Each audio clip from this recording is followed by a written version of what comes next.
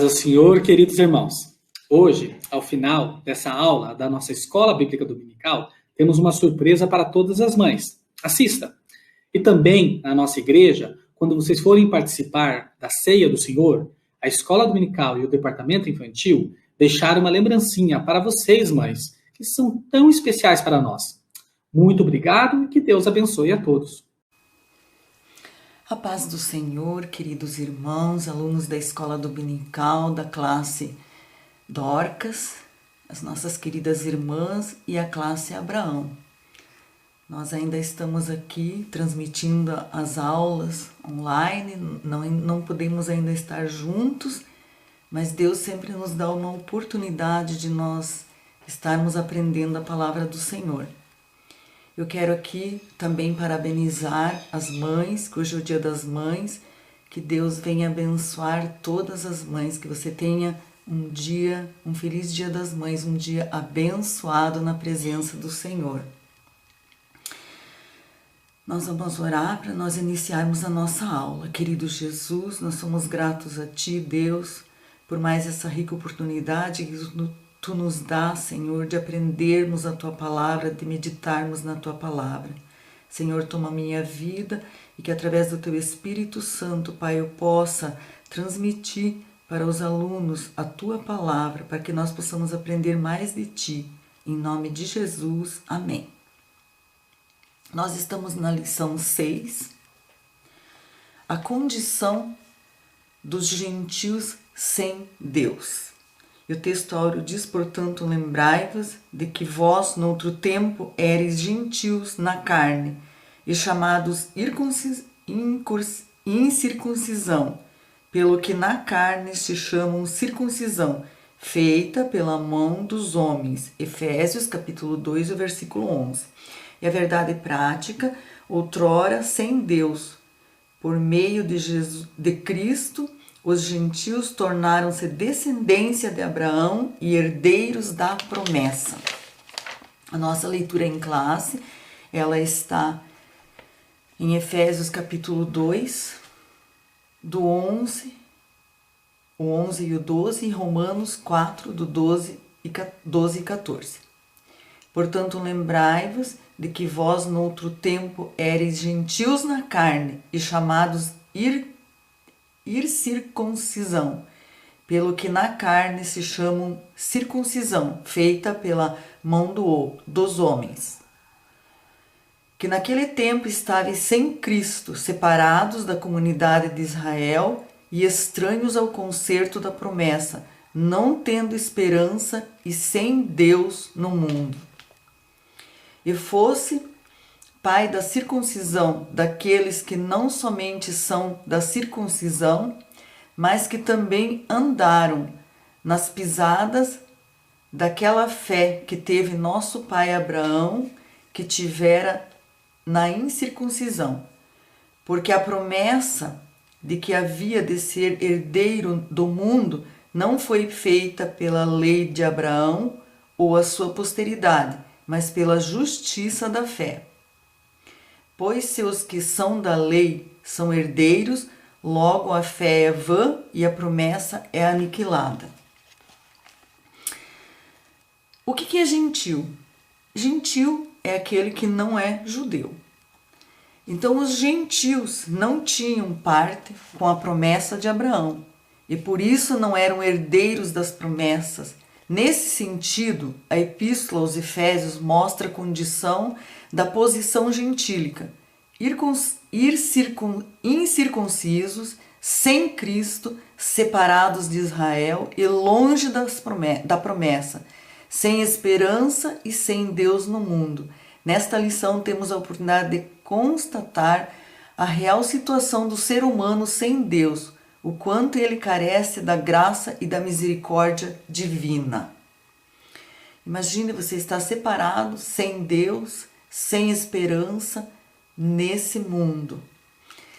A introdução diz assim, na presente lição, veremos que o autor de Efésios, que é Paulo, lembra aos gentios de que antes da regeneração, eles eram incircuncisos e haviam experimentado 5 formas de privação e estavam sem Cristo, separados de Israel, alienados quanto à promessa, sem esperança e sem Deus no mundo. Então, que triste situação que era a dos gentios. Nós sabemos que Israel era o povo escolhido, o povo que Deus escolheu, separou, o povo judeu. Aqui o tópico 1 diz chamados incircuncisão. Na era antes de Cristo, além de mortos espiritualmente, os gentios eram desprezados pelos judeus e identificados como incircuncisos. Eles eram desprezados. Nós vemos lá em 1 Samuel, no capítulo 17, o versículo 26, o que Davi falou para aquele Golias lá, para aquele gigante que estava afrontando eles. Quem é, pois, este incircunciso filisteu para afrontar o exército do Deus vivo? Quem era ele para afrontar o exército do Deus vivo? Eles não tinham valor nenhum, eles eram separados da promessa, separados, não tinham valor nenhum, eles eram desprezados pelos judeus. O tópico 1 aqui, o conceito de circuncisão. Circuncisão é a remoção cirúrgica do prepúcio do órgão sexual masculino. Era prescrito na lei como sinal externo de quem pertencia ao povo da aliança com Deus. Então nós vemos aqui em Gênesis, no capítulo 17, do 10 e o 11, que diz: Este é o meu concerto, que guardareis entre mim e vós, e a tua semente depois de ti, que todo macho será circuncidado, e circuncidareis a carne do vosso prepúcio, e isto será por sinal do concerto entre mim e vós, entre Deus e Abraão, entre Deus e Abraão, os gentios. E nós vemos que Abraão, ele era obediente a Deus. E se nós continuarmos lendo aqui, nós vemos no versículo 23, então tomou Abraão a seu filho Ismael e a todos os nascidos na sua casa e todos os comprados por dinheiro, todo macho entre os homens da casa de Abraão, e circuncidou a carne do seu prepúcio naquele mesmo dia, como Deus falara com ele. Com quantos anos Abraão fez a circuncisão? Com 99 anos. E o seu filho Ismael com 13 anos de idade. Então, esse era o concerto que Deus estava fazendo. E o procedimento era realizado no 8º dia de vida dos nascidos em Israel, e Abraão cumpriu ali como Deus havia pedido. O subtópico 2 diz assim: o significado religioso da circuncisão. Seu significado religioso apontava para a santificação. Santificação não é algo que a gente nasceu de novo, foi santificado e pronto. Não, a santificação, ela é no dia a dia. Hoje vamos ser mais santos do que ontem, amanhã mais santos do que hoje, e vamos crescendo no dia a dia, santificando as nossas vidas. Então nós precisamos crescer, porque Deus, ele não tem prazer naqueles que retrocedem, aqueles que voltam. Não, nós não podemos voltar, nós temos que avançar a cada dia, mais santos, cada dia mais perto de Deus. E a palavra do Senhor em Romanos, no capítulo 5, e o versículo 1, Romanos, capítulo 5, e o versículo 1 nos diz assim: sendo, pois, justificados pela fé, Temos paz com Deus por nosso Senhor Jesus Cristo. Sendo, pois, justificados pela fé, temos paz com Deus. E Hebreus 14 diz assim: segui a paz com todos e a santificação, sem a qual ninguém verá a Deus, sem a qual não poderemos ver a Deus. Então a santificação, ela tem que ser progressiva. No dia a dia nós temos que nos santificar. Eles lá, quando faziam a circuncisão, eles tinham uma marca no corpo. Mas Deus, Ele não quer que nós tenhamos apenas a marca, mas temos que ter a marca de Cristo no nosso coração. Temos que ser transformados de dentro para fora. O nosso interior, ele tem que ser santificado e ele vai refletir no exterior. Porque se nós só tivermos uma marca exterior, seremos, como Jesus falou, sepulcros caiados. Por fora bonitos, ornamentados, mas sujos por dentro. Então a santificação, ela tem que vir de dentro para fora. E aqui, como a corrupção e a prática idólatras estavam fortemente relacionadas com a sexualidade depravada, a circuncisão simbolizava a aliança da purificação requerida ao povo escolhido. Era algo tão sério que os judeus recusavam-se até mesmo a comer com os incircuncisos. Eles viviam na prática do pecado. Pessoas sem Deus, o homem sem Deus, ele vive na prática do pecado, da idolatria, da cegueira, porque ele não tem Deus. A palavra do Senhor lá em Tiago, no capítulo 4, e o versículo 7 diz assim: sujeitai-vos a Deus, resisti ao diabo e ele fugirá de vós. Sujeitai-vos a Deus, resisti ao diabo e ele fugirá de vós. Então, o diabo fugirá quando nós nos sujeitamos a Deus. O único pecado que nós temos que fugir está lá em 1 Coríntios 6,18. Fugir da prostituição. Todo pecado que o homem comete é fora do corpo, mas o que se prostitui peca contra o seu próprio corpo. E nós devemos fugir da prostituição.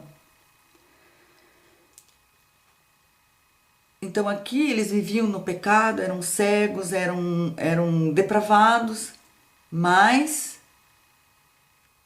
eles precisavam ter essa marca na carne, de que eles eram inseridos no judaísmo. O tópico 3 nos diz assim, a circuncisão do coração. O apóstolo reconhece que os gentios não faziam parte da circuncisão, mas com uma ressalva: o sinal dos judeus era apenas físico e realizado por mãos humanas. A boa nova que Paulo traz de que a verdadeira circuncisão não se trata de uma operação externa na carne, realizada pelos homens, mas que é feita no interior, o que é do coração, cujo louvor não provém dos homens, mas de Deus. É algo feito no coração, um novo nascimento, nascer de novo, uma nova criatura que começa lá do interior e vem para o exterior, que vem para fora. Porque Deus se importa com o interior, aquilo que está dentro de nós. Lá em 1 Samuel, no capítulo 16 e 7, o que Deus falou para Samuel? Que Deus não vê como o homem vê. Muitas vezes o homem vê pela aparência. Ele louva, eles exaltam pela aparência, porque é bonito, porque é rico, porque é poderoso. E ele honra, louva, porque ele vê o exterior. Mas Deus não. Deus, ele vê o interior. Lá em Isaías 29:13, Deus falou assim: este povo me louva com os seus lábios, mas o coração está longe. Era um louvor, era algo só de aparência, mas o coração estava longe. E Deus, ele se importa com o nosso exterior, ele vê lá por dentro, ele vê o intento do nosso coração. Quando Maria Madalena, ela derramou aquele unguento, aquele perfume, lavou os pés de Jesus com aquele perfume, aqueles que estavam em redor ali, até Judas Iscariotes, ele achou um absurdo aquilo, derramar algo tão caro para lavar os pés do mestre ali. Que desperdício! O homem olhou aquilo como um desperdício, mas para Jesus aquilo foi um ato maravilhoso, algo precioso. O que ela tinha de mais importante, ela foi ali e lavou os pés do Senhor Jesus. Então Deus, ele sempre vê por dentro a intenção do nosso coração. Se nós vemos lá no Sermão do Monte, Jesus, ele aborda ali três situações: a oração, o jejum e também a oferta. Então Jesus falou assim: quando orares, não sereis como os hipócritas, porque gostam de orar em pés nas sinagogas e nos cantos das praças para serem vistos dos homens. Em verdade vos digo que eles já receberam a recompensa. Tu, porém, quando orares, entra no teu quarto, fecha a porta, orarás a teu pai que está em secreto, e o teu pai que vem em secreto te recompensará. Nós não precisamos demonstrar para os outros, mas nós precisamos demonstrar para Deus o que nós temos dentro do nosso coração, no nosso interior.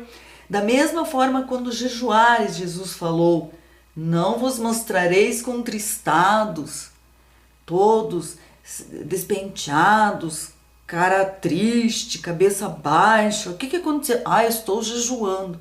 Não. Tu, porém, quando jejuares, unge a cabeça, lava o rosto, com o fim de não parecer aos homens que jejuais, e sim ao teu pai, que em secreto o teu pai vê, e em secreto te recompensará. Então nós temos que nos preocupar, não apenas com os homens, o que usam, mas com Deus. Nós temos que fazer as coisas para Deus, fazer as coisas para o Senhor. Aquela mulher também, a viúva, quando ela foi ofertar na casa do Senhor, os ricos iam ali e ofertavam aquilo que sobejava para eles, aquilo que sobrava. Ela, porém, ofertou daquilo que ela tinha, era precioso para ela, tinha aquilo, e ela ofertou o pouquinho que ela tinha. Ela ofertou, o Senhor não estava sobrando, mas ela ofertou ali para o Senhor.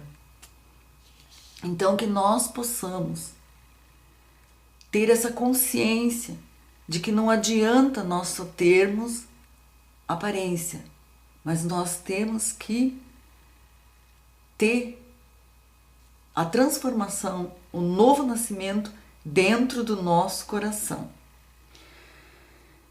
O quarto subtópico diz a circuncisão da nova aliança. O assunto da circuncisão gerou discussões acaloradas entre judeus e gentios.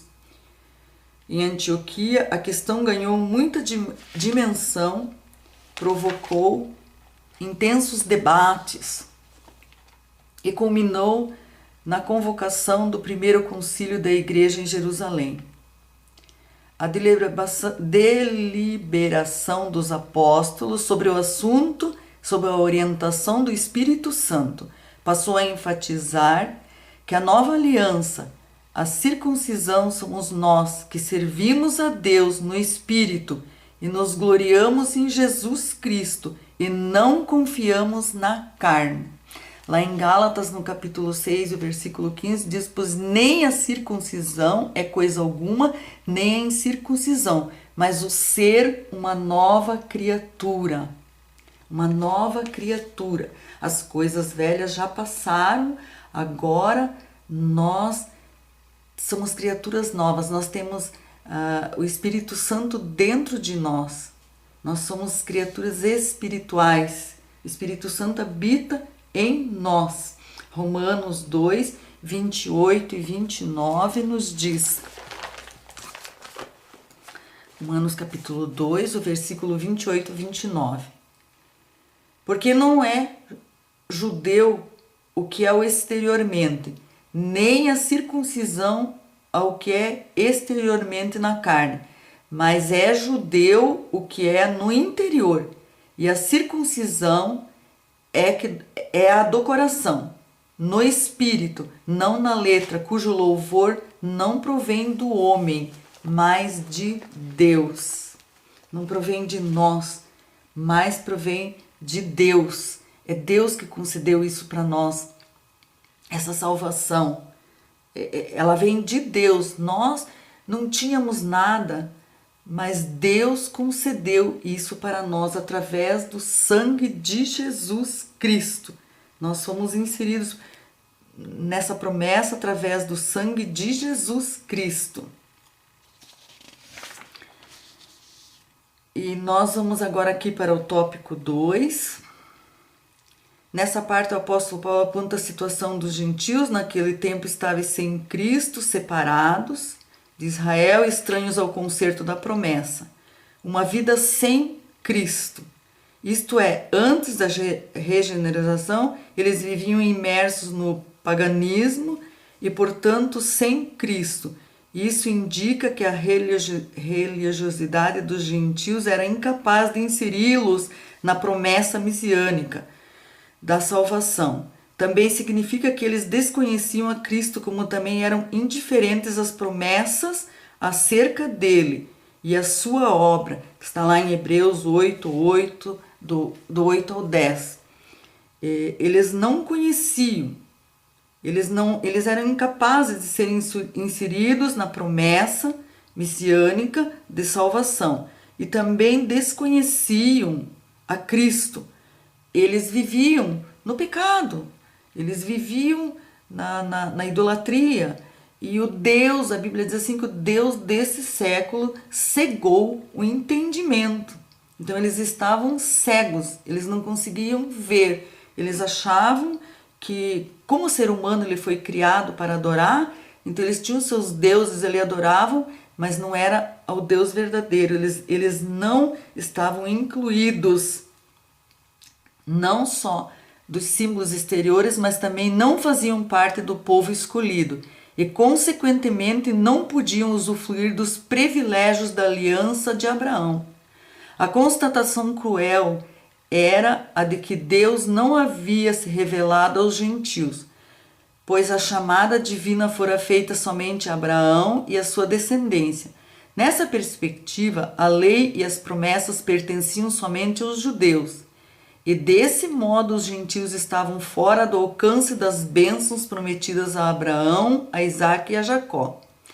Entretanto, o povo gentil precisava saber que era por meio do sangue de Cristo que eles se tornariam descendência de Abraão. Eles não tinham esperança, eles não faziam parte, mas através do sangue de Jesus, através do sangue, fomos inseridos, né? E ali já não era mais judeu e gentil, agora nasceu mais um povo, que é a igreja do Senhor. Lá em Filipenses diz assim, que as coisas velhas já passaram, já ficaram para trás, agora nós devemos avançar.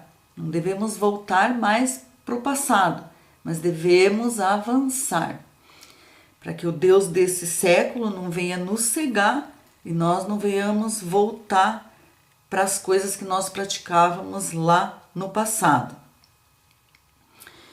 Então, agora fomos inseridos nessa promessa também. Agora nós fazemos parte. Agora nós somos a igreja do Senhor.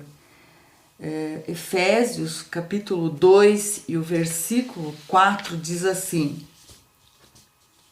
Mas Deus, sendo rico em misericórdia, por causa do grande amor com que nos amou, Deus, pela sua infinita misericórdia, Ele já preparou, Ele já pensou em nós.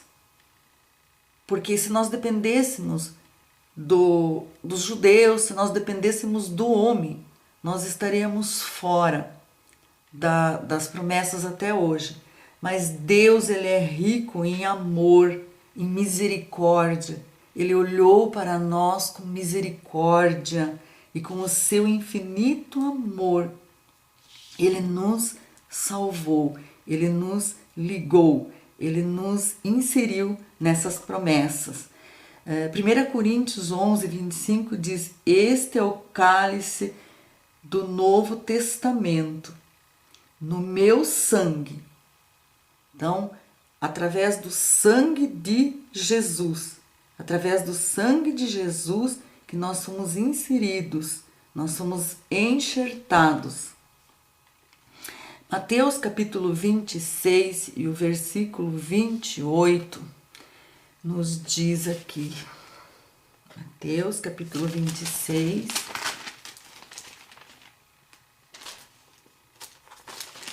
e o 28.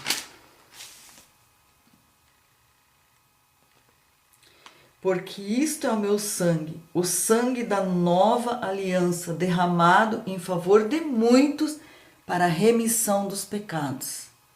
Então esse é o sangue da nova aliança. Esse é o sangue de Jesus. O sangue da nova aliança que Jesus, através de Jesus, que nós somos inseridos nas promessas para tomar posse da vida eterna. Hebreus 12, 24 também nos diz, Hebreus 12,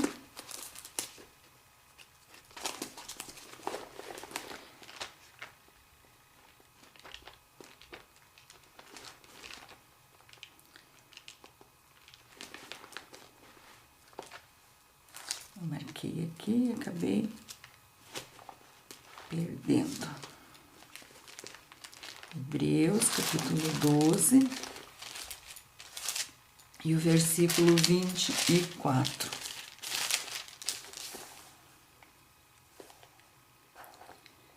E a Jesus, o mediador de uma nova aliança, e ao sangue da aspersão, que fala melhor do que o sangue de Abel.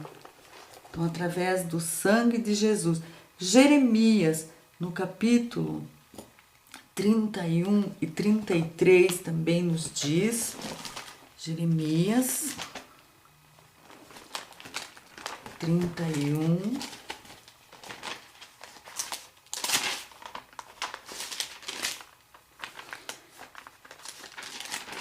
do 31 ao 33.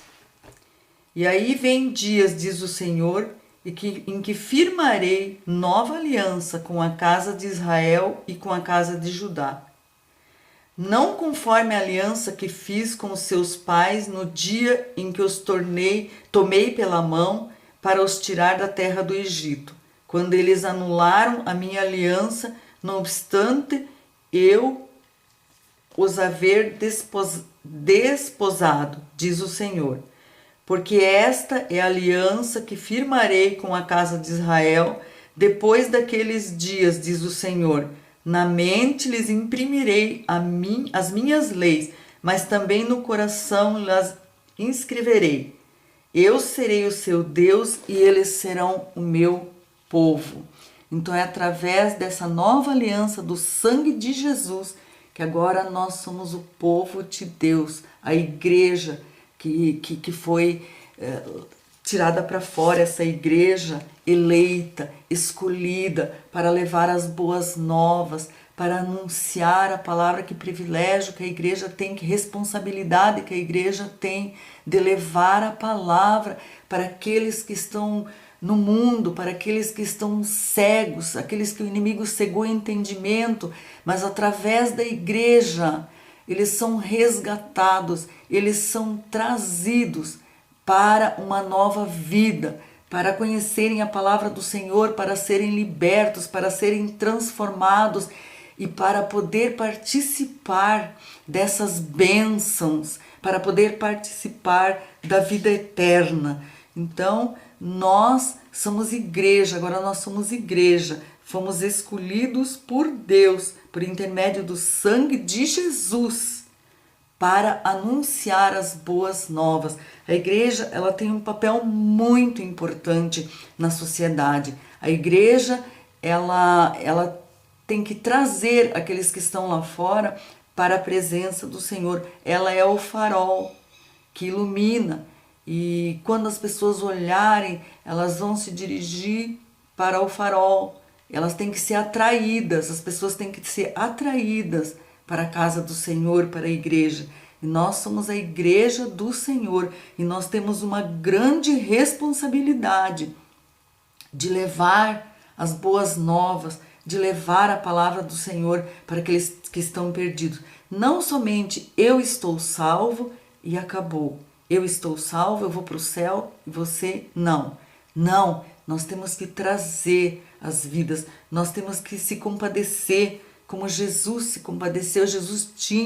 Ele se compadecia com infinita misericórdia, ele olhava para as pessoas, para aqueles que estavam perdidos com infinita misericórdia, e ele trazia para si, ele libertava, ele curava, ele salvava. Então, esse é o papel da igreja, resgatar as vidas que estão perdidas, trazê-las para Cristo. E o terceiro subtópico, sem esperança e sem Deus. Agora Paulo descreve a situação dos gentios que viviam não tendo esperança e sem Deus no mundo. Que triste uma situação, sem esperança e sem Deus. Que vida triste. Desprovidos da esperança, a palavra esperança traz a ideia de confiança, e nas escrituras o seu principal uso está ligado à confiança nas promessas divinas. Podemos afirmar que os gentios eram desprovidos dessa esperança por causa da parte da filosofia grega que descartava a possibilidade de uma vida além do túmulo. Que coisa mais triste! Viveu, morreu e acabou. Foi sepultado e acabou. Só que a eternidade para nós, ela é uma realidade. 1 Coríntios 15, 19. 1 Coríntios 15, 19.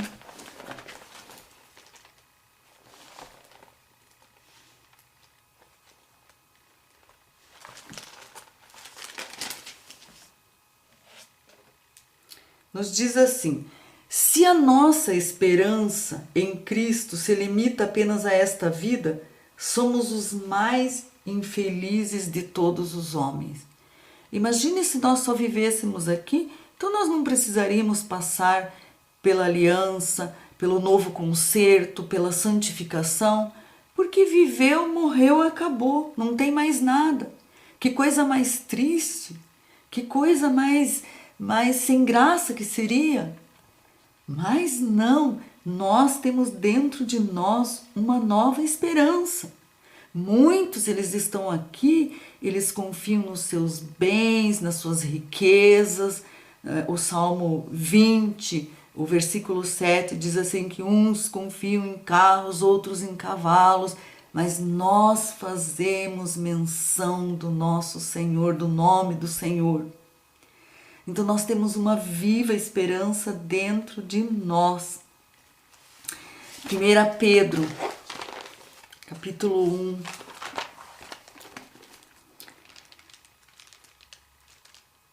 1 Pedro.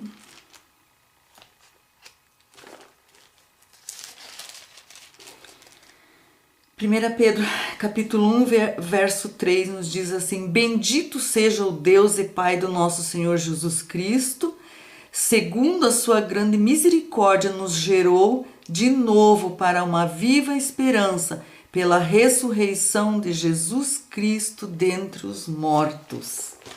Romanos 12, 12 ainda diz assim, ó: alegrai-vos na esperança. Nós temos essa esperança que um dia nós vamos morar com o Senhor. Nós temos essa maravilhosa esperança de que um dia nós estaremos com o Senhor na glória, participaremos com Ele da gloriosa vida eterna. Aqui com a esperança é a âncora da alma. Os gentios desprovidos dela padeciam de medo e incerteza. Imagine, eles não tinham essa viva esperança, então o que restava para eles? O medo e a incerteza. Eles tinham seus deuses, porque nós fomos criados para adorar. Então, se você não adorar o Deus vivo, o Deus verdadeiro, você vai adorar qualquer outra coisa. Mas você foi criado para adoração, então você vai adorar. E eles tinham os seus deuses que eles adoravam. Sem Deus no mundo. A expressão sem Deus não significa que os gentios não serviam ou não acreditavam numa divindade. Só que eles tinham um Deus que não podia ver, um Deus que não podia, que tinha olho, mas não via, tinha boca, mas não falava. Não é como o nosso Deus, um Deus vivo, um Deus que fala através da sua palavra, um Deus que vê as nossas atitudes, os nossos atos, Ele vê o interior do nosso coração, um Deus que nos exorta, que nos ensina, que nos chama para a salvação. Atos capítulo 17.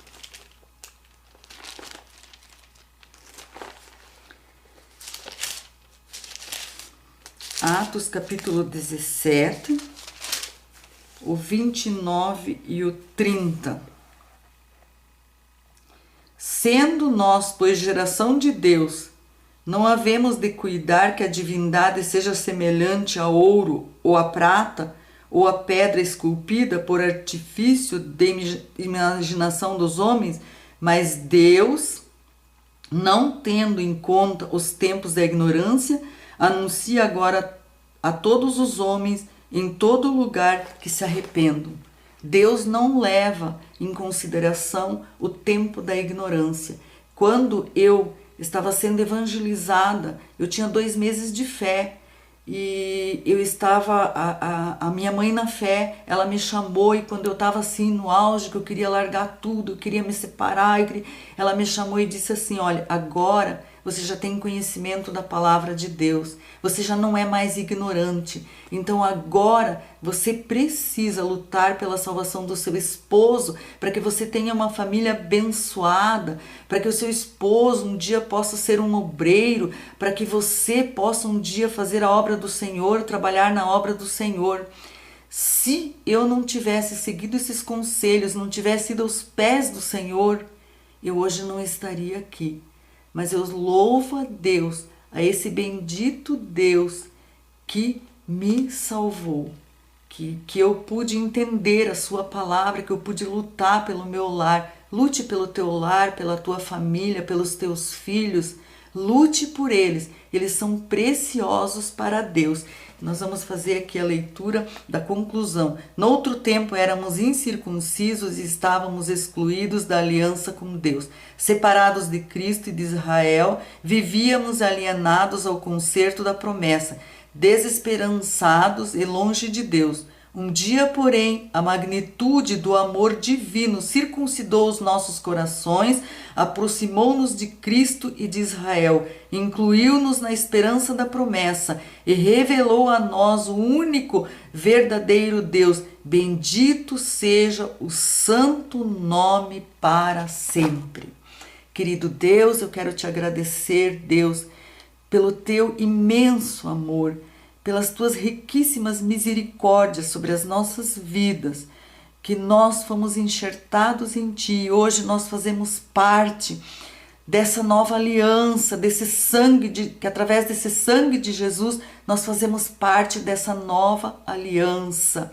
E nós somos inseridos nessas bênçãos e nós louvamos a Ti, porque nós temos uma viva esperança que um dia estaremos contigo e desfrutaremos da vida eterna. Em nome de Jesus. Amém. Oi, tudo bem? Eu vim falar pra minha mãe que eu gosto muito dela. Ela me ama e eu amo ela. Eu sempre vou amar ela e sempre, sempre. Eu amo ela pra sempre. Oi, mãe. Parabéns pelo seu dia. Eu te amo e amo você um montão de vezes. Parabéns pelo seu dia. Mamãe, obrigada por tudo. Feliz Dia das Mães. Te amamos muito. Te amo, mãe. Obrigada por me cuidar. Feliz Dia das Mães. Eu tenho muita sorte, pois tenho a melhor mãe do mundo. Feliz Dia das Mães! Mamãe, eu te amo. Feliz Dia das Mães. Dia da mãe. Beijo, te amo, mamãe. Beijo, mamãe. Mãe, feliz Dia das Mães. Feliz Dia das Mães! Que vocês continuem sendo essas mulheres virtuosas, sábias e conselheiras. Feliz Dia das Mães, mãe, que Deus te abençoe, eu te amo muito. E que a gente sempre possa estar perto uma da outra, porque você é minha melhor amiga. E eu te amo muito. Parabéns, mãe, hoje é o seu dia. Que Deus te abençoe sempre e não só hoje, mas todos os dias. Oi, mãe. Feliz Dia das Mães. Muito obrigada por tudo que você já fez por mim. Beijo, te amo. Oi! Mãe!